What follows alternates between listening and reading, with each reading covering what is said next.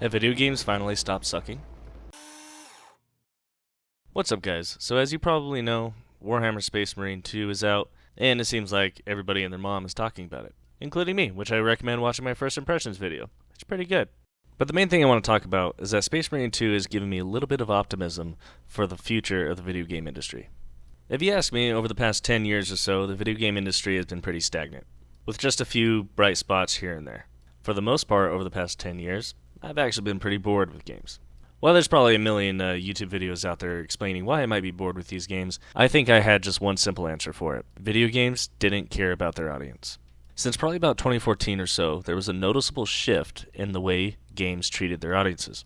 To avoid me using the W word and getting crucified on YouTube, because I don't want to turn this into a political talk, video games have shoved in certain philosophies and viewpoints that have changed the overall tones of some people's favorite games, to the point that they don't feel like that game anymore. And tone is very important for the identity of a game. Not to mention the many gameplay and story elements that significantly change how these games play. Battlefield and Halo fans like myself understand this all too well. You and I both know that there are worse things than the Flood within this ring.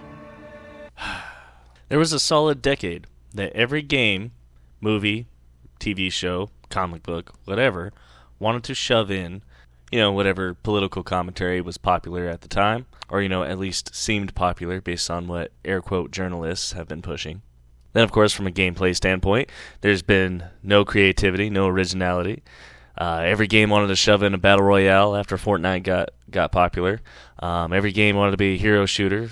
Battlefield 2042 started putting in specialists, even though classes were kind of a staple of Battlefield for a long time. So I got pretty bored with games, and a big part of that was because they all just started to feel the same. None of them wanted to be creative. They all just wanted to chase that, mythical general audience. And that's where the hero of our story, Space Marine 2, comes in. Space Marine 2 knows its audience. It knows that Warhammer is already a pretty niche hobby, and so in order to be successful, it needs to make its core audience happy. And I think it's done a pretty good job of doing that. Now, I'm not a big, giant Warhammer fan. I do like it. I've played the tabletop. I, own a few of the miniatures, but, the hobby's a little too pricey for me. I'm not making those big YouTuber bucks yet, so, that might be a while before I fully dive into Warhammer. But I've always enjoyed the lore, and I think the games are pretty cool. But particularly Space Marine 2 does a really good job of really stepping the whole Warhammer franchise forward, particularly by knowing its audience. The biggest thing to understand about Warhammer, if you don't know any of the lore or anything like that, is just that everything's over the top. It's like, it is warfare on steroids, dialed up to 11, just like overkill is its middle name. So, Space Marine 2 tries to deliver exactly that. It's a very simple story with good action that just gives the people what they want. We gotta give the people what they want! And most of all, remembers it's a piece of entertainment. The dialogue doesn't go on these long soliloquies about political ideals or deep philosophies. It keeps it simple, and it's the kind of thing that guys look at and go, hell yeah. Hell yes. The dialogue in the game is simple and blunt. Probably has more in common with a movie like 300 What is your profession? than it does with more recent entertainment stories. And I think that's a good thing. Seeing heroic archetypes overcome difficult obstacles, and not be totally insufferable while they do it, may be seen as toxic masculinity these days, but I think we needed to see a return to seeing tough people do difficult things. I think this is especially true in fiction. We've been needing this. They don't need to be relatable in every way. They don't need to look like me. I'll never be as powerful as a Space Marine. I'll never be as badass as the Doomslayer, or as just downright cool as Master Chief. The point of entertainment is to make them feel like they're not me. That they could be maybe a perfect version of me, of any normal person, any average person, but not me as it stands, right? There's something, it represents something to aspire to, but at the same time represents some of that escapism that entertainment is supposed to be. Where I'm not reminded of everyday, boring, mundane life, working my 9 to 5 and paying bills. So when I play a game like Space Marine, then I'm just happy that I'm seeing something cool, and I get to kind of escape that real world for a little while. and get to just have fun seeing something cool and seeing, even if they are fictional, seeing people do cool things. You can't tell me that it doesn't feel like 250 cc's of pure testosterone is injected into your system when you see Titus pledge allegiance to the Emperor. What is your pledge? My pledge is eternal service. Master Chief give the Covenant back their bomb, or the Doomslayer rip a demon's spine out its ass. Because see, I remember a time back in my day, back in the Xbox 360 PS3 era, back when people who made entertainment wanted you to actually be entertained, and they just wanted to show you cool things and have fun. Maybe I'm just a sucker for one-liners and just, cool things and putting flame stickers on the side of my Hot Wheels, but I've always been a fan of the rule of cool.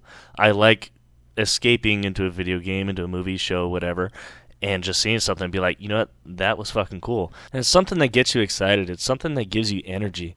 There's been a lot of, almost nihilistic entertainment that always constantly wants to remind you that, oh, hey, you're watching a movie. Hey, you're playing a video game, right?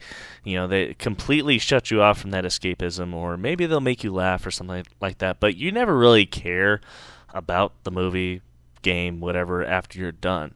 But these games like Space Marine 2, or some of my favorite moments from games back in my era, like giving the Covenant back their bomb, I think they just touch on something, I don't know, maybe primal, something foundational within us, and maybe it's something that's hard to put into words, but it gets the crowd fired up. It gets the people going.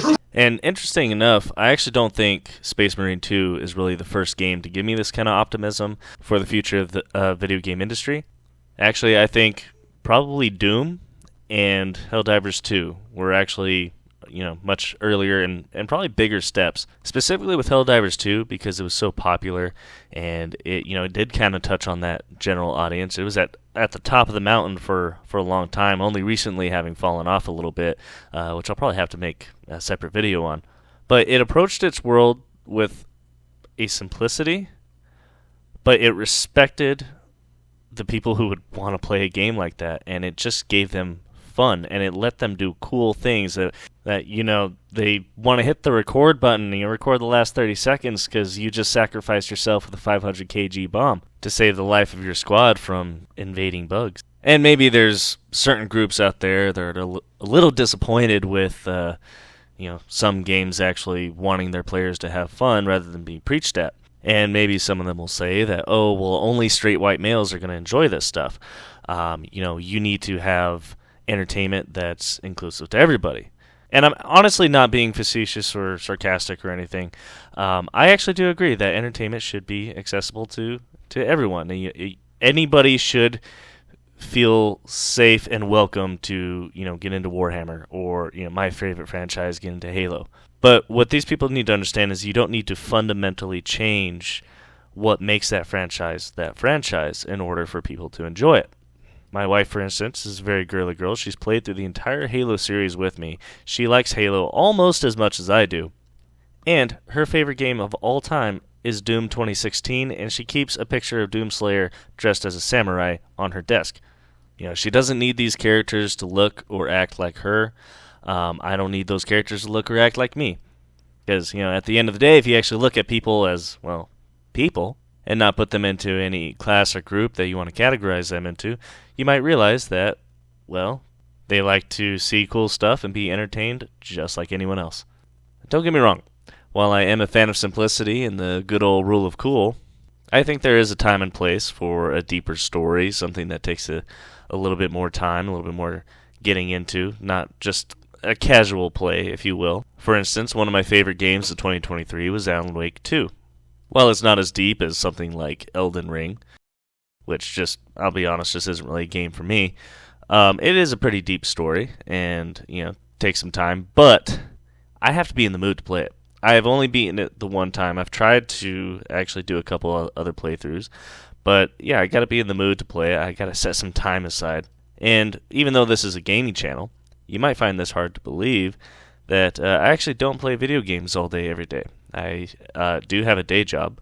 I'm not making those big YouTube bucks yet, so I have other hobbies. I have work to do, bills to pay. I have to set some time aside. Now, I understand that's not a problem for everybody, and you know, a lot of gamers are, you know, still in high school, and so might not even have a job yet, might not be a problem for them, but it will be eventually. So as much as I still enjoy a deep story, it takes some like a time commitment that I just don't always have. And, you know, every time I look at my Steam library or my library on my Xbox or my PlayStation or whatever, I always scroll through and I'm like, man, there's just so many games here that I have to set aside like a few hours at the very least to even start to have fun. I do not have time for this. So that's one thing I appreciate with games like Space Marine 2, Helldivers 2, Doom 2016, Doom Eternal. I can just start up the game and start having fun. Again, is Space Marine 2 going to win any Game of the Year awards? No, it's not. But damn it, it keeps me entertained. And it is unfortunate that being entertaining is a very rare trait in the entertainment industry these days. Now, games are, you know, they take forever to get made. They're crazy expensive. We got an actually good Warhammer game before GTA 6. And, you know, most of these big AAA games end up being just kind of mediocre. Because, again, they're chasing that general audience. You know, when you try to please everyone, you kind of just end up pleasing no one. And I understand stuff like Call of Duty is, you know, still very popular, still makes a lot of money. But these somewhat generic games just simply don't scratch that itch for me. And something like Space Marine 2 or Helldivers 2, while they may be simple, they are not generic. They are still creative in their tone, they're still creative in their world building and their gameplay, and like I said, they're just fun to play. But the biggest thing is that, like I said, they respect their audience. They want their audience to have fun. And over the past 10 years, you know, like I said, there's been a few bright spots here and there of a decent game every once in a while. But now we actually have a few games to point to that are coming out, and I think companies are kind of tired of losing money off of really stupid business decisions, looking to use Suicide Squad. Never was too bright. That, you know, maybe these companies are starting to figure out that, hey, if you actually respect your audience, the people who are actually going to buy your product, then you'll make a little bit more money. And so that's why I'm feeling a little bit more optimistic about where this gaming industry is going. Although I do think there will still be some bumps in the road, there's still going to be some stinkers. I mean, we did get the Halo show. I didn't actually hate the Halo show. I didn't particularly like it either, but I didn't hate it. But it's definitely not what Halo is. You know, it's not what it's supposed to be. It didn't really respect the lore, didn't respect the fans, and that's why it failed. That's why it's canceled now. Same thing with the absolute dog shit Rings of Power that I couldn't even finish the first season of. Completely disrespects their audience, completely disrespects the lore and everything. And so, you know, that one's probably going to be pretty rough for a while too. Here's hoping that the future Amazon Warhammer show or cinematic universe, whatever they're doing over there, is actually halfway decent. I have a little bit of hope, being that the handsome god emperor of nerds himself, Henry Cavill, is at the head of the project. Although some rumors lately do suggest that he might not have as much sway with the Amazon executives as nerds might hope for. So, you know, well, we're still going to have some bad stuff. You know, there's still going to be a bunch of stockholders who don't know anything about the lore. They're just there to make money. At the end of the day, they are there to make money, and they're going to start seeing that, hey, if you put people in charge who actually understand the audience, if actually respect the product that you're trying to sell, those companies will make money, and those shareholders will make money. And then us fans are going to be better for it because we're finally going to get a better product. Like I said, I think there's going to be some growing pains. We're still going to get some subpar content out there. And I hope to God the rumors of Christopher Nolan wanting to take over the Halo show or make a movie of it are true. Because, damn it, Halo fans are struggling right now. But overall, I think things are starting to kind of turn away from all the, you know, the buzzwords of the, you know, the W word, the DEI word, which is, I suppose, a word in itself, and going back to just trying to make fun games, actually engaging games, or actually fun to watch movies, fun to watch TV shows, and we'll actually have some good content. But I've been optimistic before, and part punished for my optimism. The entertainment industry has a habit of disappointing me. But there's been some bright spots lately. So I think there's good reason to be optimistic. I think there's good reason to believe that we're actually heading for a better place in the future with gaming, with entertainment in general. Because this industry is slowly starting to figure things out. If you've ever been in a corporate environment, you should know that, well, things got to get approved by your boss, and they got to get approved by that person's boss, and it's got to go through a million different bosses before anything changes. So these things move slowly. But I think they are slowly starting to figure it out.